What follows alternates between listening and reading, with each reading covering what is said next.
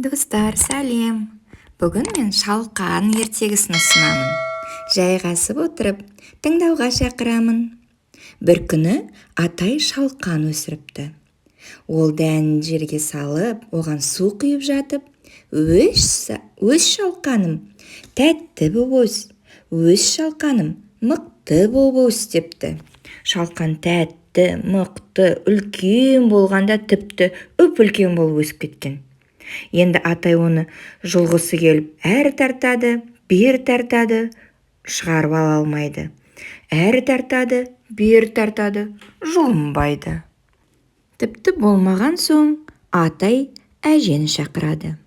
Әжей атайдан ұстайды, атай шалқаннан ұстайды. Оны тартады, тартылмайды. Қайтадан тартады, тарта алмайды. Шығара алмағасын әжесі немересін шақырады. Немересі әжесінен ұстайды, әжесі атайдан ұстайды. Атасы шалқанның желегінен ұстап, тартқылайды кеп, жұлып ала алмайды. Немересі сосын күшігін шақырды.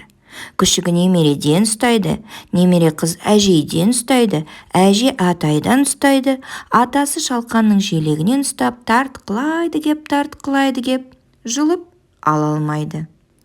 Бәрінің күші жетпей жатқан соң, күшік мысықты шақырады. Мысық күшіктен ұстайды, күшік немере қыздан ұстайды, немересі әжейден ұстайды, әжей атайдан ұстайды.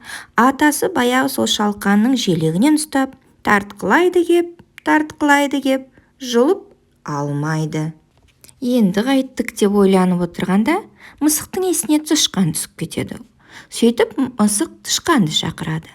Тышқан мысықтан тартады, мысық күшіктен ұстайды, күшік немере қыздан ұстайды, немересі әжейден ұстайды, әжей атайдан, атасы шалқанның желегінен ұстап, тартқылап келіп шалқанды жұлып алады.